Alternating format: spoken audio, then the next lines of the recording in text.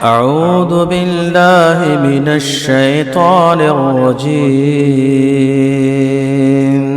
بسم الله الرحمن الرحيم.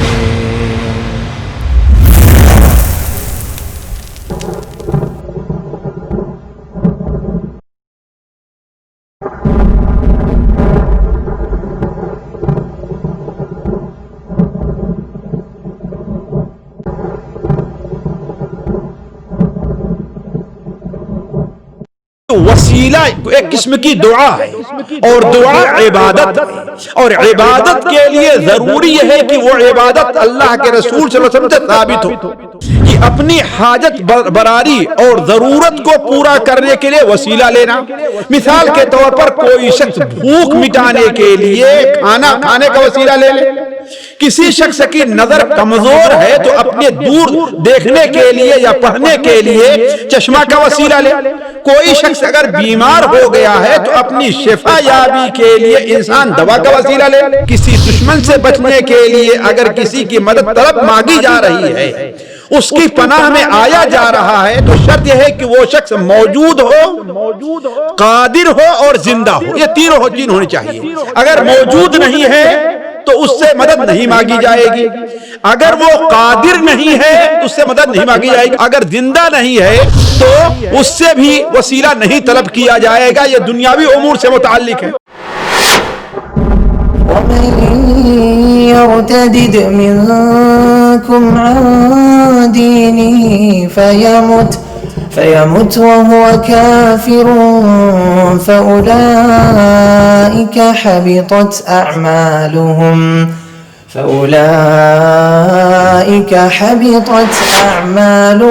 في الدنيا والآخرة وأولئك أصحاب النار هم فيها خالدون۔ بسم اللہ الرحمن الرحیم، الحمد للہ رب العالمین، وصلی اللہ علی نبینا محمد وعلی آلہ واصحابہ اجمعین۔ پیارے بھائیو، السلام علیکم ورحمۃ اللہ وبرکاتہ۔ دوسرا وہ عمل جو اسلام کے منافی ہے یا جسے ناقض اسلام کہا جاتا ہے، یا جس کے ارتکاب سے بندہ مذہب سے کلی طور پر خارج ہو جاتا ہے، وہ ہے کہ جو شخص اللہ اور اپنے درمیان کسی کو وسیلہ سمجھ کر کے پکارے، اس سے شفاعت کا طلبگار رہے، اسی پر توکل و بھروسہ کرے، ایسا شخص بھی علماء کے نزدیک متفقہ طور پر کافر ہے۔ اس علماء کا اجماع ہے۔ اس میں دو چیزیں بیان ہوئی ہیں، ایک وسیلہ ہے اور دوسری شفاعت ہے۔ واضح ہے کہ یہ بھی ایک قسم کا شرک ہے، یہ شرک فی الالوہیت بھی ہے، یعنی اللہ تبارک و تعالیٰ کے حقوق میں بھی شرک ہے، اور اللہ تبارک و تعالیٰ کی ربوبیت یعنی اللہ تبارک و تعالیٰ کے کاموں میں بھی شرک ہے۔ لیکن چونکہ یہ بہت عام ہے، اس لیے شیخ محمد عبد الوہاب رحمہ اللہ نے اسے الگ سے بیان کیا ہے۔ سب سے پہلے ہم یہ جانیں کہ وسیلہ کا معنی کیا ہے، پھر شفاعت کی طرف آئیں گے۔ دیکھیے، وسیلہ کا اصل معنی عربی زبان میں ہوتا ہے برضا و رغبت، کسی کے قریب ہونا اور کسی کا قرب حاصل کرنا، کسی کے نزدیک پہنچنا۔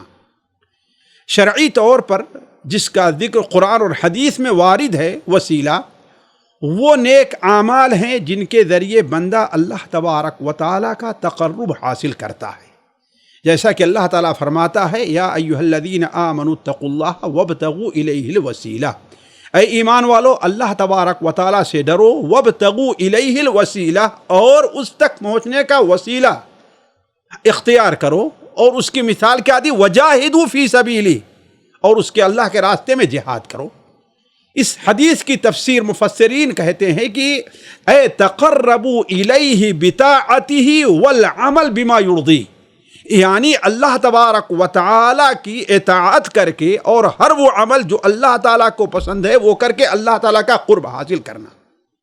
لیکن یہاں پر مؤلف علیہ الرحمہ نے اس سے یہ وسیلہ نہیں مراد لیا ہے، بلکہ اس سے وہ وسیلہ مراد لیا ہے جو عام لوگوں کے نزدیک معروف ہے، یعنی اپنی حاجت براری کے لیے اور اپنی دعا کی قبولیت کے لیے اپنے اور اللہ کے درمیان کسی ولی اور کسی نیک بندے کا وسیلہ لینا، یا اپنے کسی شرعی مقصود تک پہنچنے کے لیے یا اپنے مقصود تک پہنچنے کے لیے کسی اور پر اعتماد اور توکل کرنا، یہی چیز وسیلہ ہے۔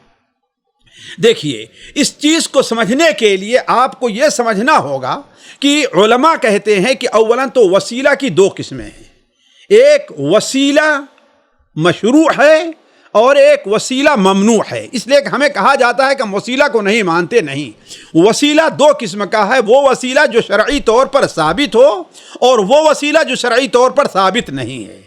جو وسیلہ شرعی طور پر ثابت ہو اس کی مختلف صورتیں ہیں۔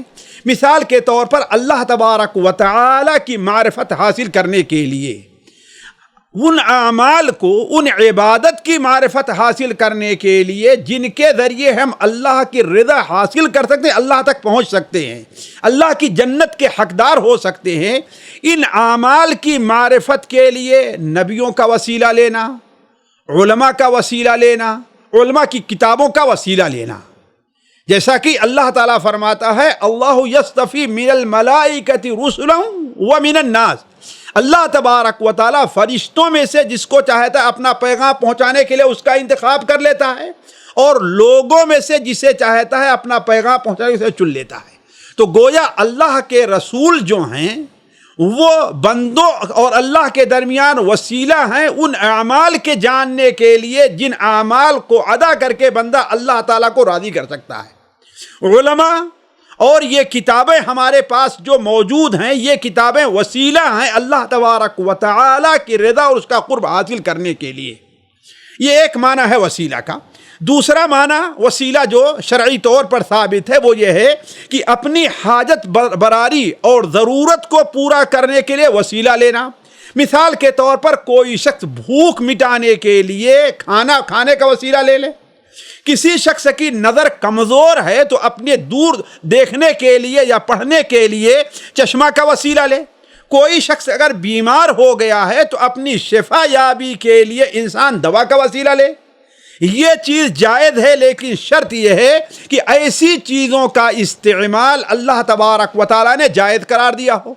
اسی طرح کسی دشمن کے خطرے سے بچنے کے لیے کسی سے مدد طلب کرنا یا کسی کی پناہ طلب کرنا، یہ بھی ایک قسم کا وسیلہ ہے، لیکن اس کے لیے شرط یہ ہے کہ کسی دشمن سے بچنے کے لیے اگر کسی کی مدد طلب مانگی جا رہی ہے، اس کی پناہ میں آیا جا رہا ہے، تو شرط یہ ہے کہ وہ شخص موجود ہو، قادر ہو اور زندہ ہو۔ یہ تینوں چیز ہونی چاہیے۔ اگر موجود نہیں ہے تو اس سے مدد نہیں مانگی جائے گی، اگر وہ قادر نہیں ہے تو اس سے مدد نہیں مانگی جائے گی۔ مثال کے طور پر ایک اپاہج ہے، ایک لولا ہے، دریا کے کنارے بیٹھا ہوا ہے اور آپ دریا میں ڈوب رہے ہیں اور آپ اس سے کہیں ہاں تو مجھے بچا لو، تو کیا ہے؟ وہ شخص زندہ ہو، قادر ہو اور موجود ہو۔ اگر زندہ نہیں ہے تو اس سے بھی وسیلہ نہیں طلب کیا جائے گا، یہ دنیاوی امور سے متعلق ہے۔ دوسری چیز یہ ہے کہ جیسے دعا کی قبولیت کے لیے وسیلہ، دعا کی قبولیت یعنی ہماری دعا اللہ تعالیٰ کیسے قبول کرے، ہم اس کے لیے وسیلہ طلب کریں، یہ چیز بھی جائز بھی ہے، اور بعض صورتیں ہیں جو ناجائز کی۔ جو جائز صورتیں ہیں وہ کیا ہیں؟ اللہ تعالیٰ کے اسماء و صفات کا وسیلہ لینا، جیسا کہ قرآن مجید میں وَلِلَّهِ الْأَسْمَاءُ الْحُسْنَى فَادْعُوهُ بِهَا، اللہ تعالیٰ کے لیے پیارے پیارے نام ہیں، ان ناموں کے ذریعے اللہ کو پکارو۔ أَلِذُّ بِيَا ذَا الْجَلَالِ وَالْإِكْرَامِ، اللہ تبارک و تعالیٰ کے اس میں ذل جلال والاکرام سے چمٹ جاؤ، یعنی اس اللہ کا قرب حاصل کریں، ان کا وسیلہ لو۔ اسی طریقے سے اپنے اعمال صالحہ کا وسیلہ، بندے نے کوئی عمل جو ہے اللہ کی رضا کے لیے کیا ہے، اس کا وسیلہ لے کر کے اللہ تعالیٰ سے دعا کرے۔ قرآن مجید میں بھری پڑی ہے ایسی آیتیں، ربنا آمنا فاغفر لنا، اے اللہ تعالیٰ ہم ایمان لے آئے، ربنا اننا سمعنا منادیا ینادی للایمان ان آمنوا بربکم فآمنا، اے اللہ تعالیٰ ہم نے ایک پکارنے والے کی ندا سنی کہ اللہ پر ایمان، ہم ایمان لے آئے ہیں، لہذا تو ہمارے گناہوں کو معاف کر دے۔ قرآن مجید میں یہ چیز بھری پڑی ہے۔ اور وہ 3 آدمی جو صحیح بخاری میں جن کی حدیث ہے، وہ غار میں پھنس گئے تھے تو انہوں نے اپنے اعمال صالحہ کا وسیلہ لیا۔ اسی طریقے سے کسی نیک اور صالح بندے کی دعا کا وسیلہ لینا، اس کے پاس جائے انسان اور کہے کہ آپ ہمارے لیے دعا کر دیجئے، اب اللہ تعالیٰ کے نیک بندے ہیں، اللہ تعالیٰ آپ کی دعا قبول کرے گا، یہ جائز میں وسائل میں سے ہے، لیکن اس کے لیے بھی علماء شرط رکھتے ہیں کہ وہ شخص زندہ اور حاضر ہو، وہ زندہ اور حاضر ہو۔ دوسری شرط یہ ہے کہ نیک اور متبع سنت ہو، اور تیسری شرط علماء رکھتے ہیں کہ اصل توکل بھروسہ اللہ تعالیٰ پر کیا جائے کہ اصل بنانے والا بگاڑنے والا کون ہے؟ اللہ ہے، یہ بزرگ کی دعا کو ہم صرف بطور وسیلہ کے لے رہے ہیں۔ البتہ غیر ثابت شدہ جو وسائل ہیں وہ متعدد ہیں۔ مثال کے طور پر کوئی شخص کسی کی ذات کا وسیلہ لے، کسی نبی کی ذات کا وسیلہ لے، یا کسی نبی کے جاہ و مقام کا وسیلہ لے، یا کسی شخص کے حق کا وسیلہ لے، جیسے الہی بحق کے بنی فاطمہ جسے کہا جاتا ہے، بنو فاطمہ کے حق، تو یہ ایسے وسائل ہیں جو شریعت کے اندر ثابت نہیں ہے، یہ ناجائز وسائل میں ہوں گے۔ کیوں؟ اس لیے کہ وسیلہ ایک قسم کی دعا ہے، اور دعا عبادت ہے، اور عبادت کے لیے ضروری یہ ہے کہ وہ عبادت اللہ کے رسول صلی اللہ علیہ وسلم سے ثابت ہو، ورنہ آپ نے فرمایا ہے من احدث فی امرنا ما لیس منہ، جو ہمارے اس دین میں کوئی ایسی چیز ایجاد کرے جو اس میں نہیں ہے تو وہ مردود قرار دی جائے گی۔ تو ضروری یہ ہے کہ اس چیز کا ثبوت ہونا چاہیے، اور قرآن اور حدیث میں اس کا کوئی بھی ثبوت نہیں ہے کہ اللہ کے رسول صلی اللہ علیہ وسلم نے کبھی کسی کی ذات کا، کسی کے جاہ کا، یا کسی کے حق کا وسیلہ لینے کی ہمیں دعوت دی ہو۔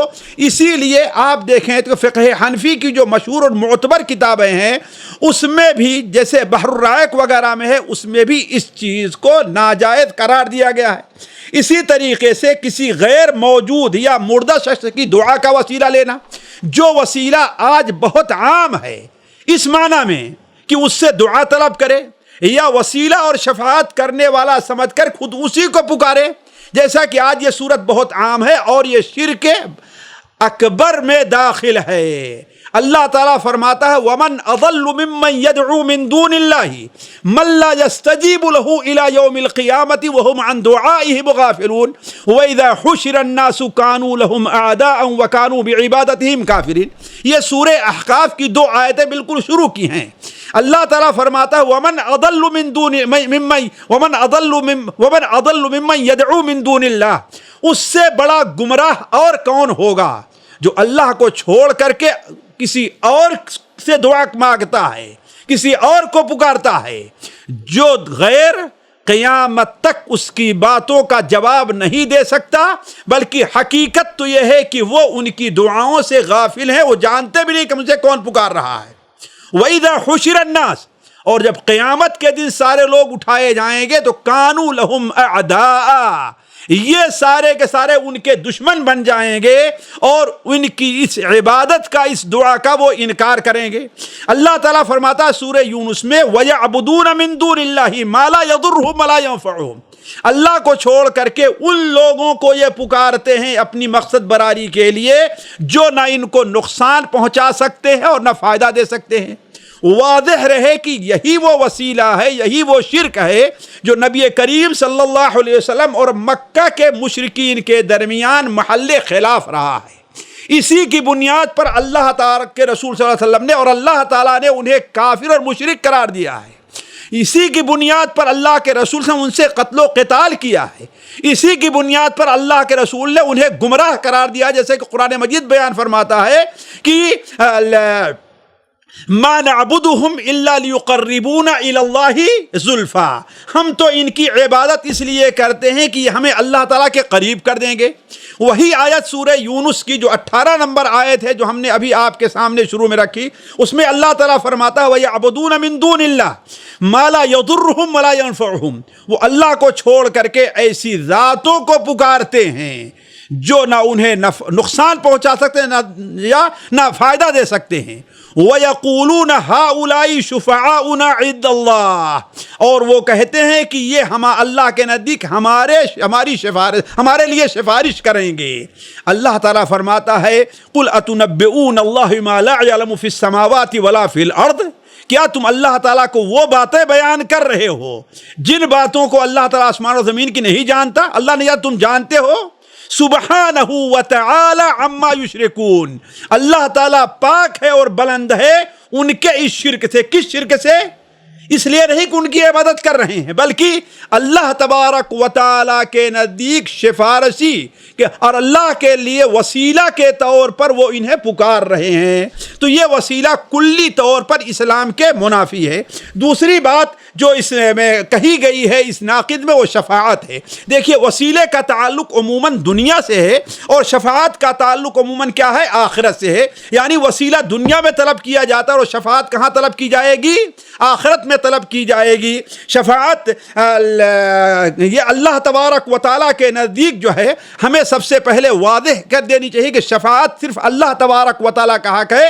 اللہ تعالیٰ فرماتا ہے کل للہ الشفاعت جمیعا، ہر قسم کی شفاعت کس کے پاس ہے؟ اللہ کے پاس ہے، وہی اس کا حق رکھتا ہے، جس کو چاہے اجازت دے، جس کے لیے چاہے اجازت دے اور جتنی مقدار میں چاہے اجازت دے، یہ اس کے میں اللہ کے علاوہ کسی اور کا دخل نہیں ہے۔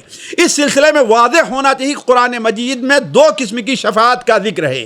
ایک ایسی شفاعت ہے جو قطعاً قبول نہیں ہے۔ اللہ تعالیٰ فرماتا ہے کہ یا ایھا الذین آمنوا، اے ایمان والو، انفقوا مما رزقناکم من قبل ان یاتی یوم لا بیع فیہ ولا قلۃ ولا شفاعہ، تمہیں اللہ نے اس دنیا میں جو کچھ دیا اس میں سے خرچ کرو قبل اس کے کہ وہ دن آ جائے جس دن نہ خرید و فروخت ہوگی، نہ دوستی ہوگی، نہ شفاعت ہوگی۔ اس لیے کہ کوئی چیز، کوئی مقصد تین طریقے سے حاصل کیا جاتا ہے، یعنی اپنے کوئی چیز دے کر کے حاصل کرے، یا دوستانہ تعلق ہے اس کی وجہ سے حاصل کر لے، یا کوئی آدمی کسی کی سفارش کرے اس سے دے دے، اور یہ تینوں چیزیں آخرت میں نہیں پائی جائیں گی۔ اور یہ شفاعت جو ہے وہ کافرین اور مشرکین کے لیے ہے، اس کی نفی ہے، جیسے ہے فما لنا من شافعین ولا صدیق حمیم، کوئی ہماری سفارش کرنے والا نہیں ہے، نہ کوئی ہمارا دوست ہے۔ دوسری شفاعت موحدین کے لیے اور مؤمنین کے لیے ہے۔ اس شفاعت کے حصول کے لیے علماء نے تین شرطیں رکھی ہیں۔ پہلی شرط یہ ہے کہ یہ شفاعت اسی وقت ہوگی جب اللہ تبارک و تعالیٰ کی طرف سے اجازت ہوگی۔ اللہ فرماتا ہے آیت الکرسی میں من ذا الذی یشفع عندہ الا باذنہ، کون ہے جو اللہ کے پاس سفارش کرے مگر اس کی اجازت ہے۔ یہ اجازت شفاعت کرنے والے کے لیے بھی ہے اور جس کے لیے سفارش کی جائے گی اس کے لیے بھی ہے، دونوں کے لیے الگ اجازت ہونی چاہیے۔ دوسری شرط یہ ہے کہ یہ شفاعت اسی کو ملے گی جس کے عمل سے اللہ تبارک و تعالی راضی ہوگا، یعنی کافر اور مشرک کے لیے نہیں۔ کیوں؟ ولا یرضی لعبادہ الکفر، اللہ تعالیٰ اپنے بندوں کے لیے کفر سے راضی نہیں ہے۔ تبھی تو اللہ تعالیٰ فرماتا ہے وَكَم مِّن مَلَكٍ فِي السَّمَاوَاتِ لَا تُغْنِي شَفَاعَتُهُمْ شَيْئًا إِلَّا مِن بَعْدِ أَن يَأْذَنَ اللَّهُ لِمَن يَشَاءُ وَيَرْضَىٰ، یہ تین شرطیں رکھی ہیں۔ کتنے ایسے فرشتے ہیں آسمان میں کہ ان کی شفاعت کچھ بھی کام نہیں آئے گی مگر کم، بعد اس کے کہ اللہ تعالیٰ اجازت دے دے، بعد اس کے کہ اللہ تعالیٰ جس کے چاہے لیے چاہے، ہر کے لیے نہیں، اور بعد اس کے کہ اللہ تبارک و تعالیٰ اس شفاعت سے، شفاعت کرنے والے سے جس کا شفاعت کی جائے اس سے راضی ہو جائے۔ اور تیسری شرط علماء نے رکھی ہے کہ یہ شفاعت مطلق نہیں ہے، اتنی ہی ہوگی جتنے کی اللہ تعالیٰ اجازت دے گا۔ اسی لیے صحیح بخاری میں اللہ کے رسول کی جو حدیث شفاعت سے متعلق ہے، اللہ تعالیٰ اللہ کے رسول فرماتے ہیں ثم اشفع ویحد لی حدا، پھر میں سفارش کروں گا اور میرے لیے ایک حد متعین کر دی جائے گی، اس سے آگے مجھے سفارش کا حق نہیں ہوگا۔ اور یہ بات 3 بار صحیح بخاری کی حدیث میں ہے ثم اشفع فیحد لی حدا، میں سفارش کروں گا اور میرے لیے ایک حد متعین کی جائے گی۔ تو یہ شفاعت جو قیامت کے دن ثابت ہے وہ مومن اور موحدین کے لیے ہے۔ البتہ جو شفاعت شرک اور کفر ہے وہ کس کے لیے ہے؟ وہ کافر اور مشرکین کے لیے ہے کہ وہ شفاعت ملنے والی نہیں ہے۔ السلام علیکم ورحمۃ اللہ وبرکاتہ۔ كنتم خير أمة أخرجت للناس تأمرون بالمعروف وتنهون عن المنكر وتؤمنون بالله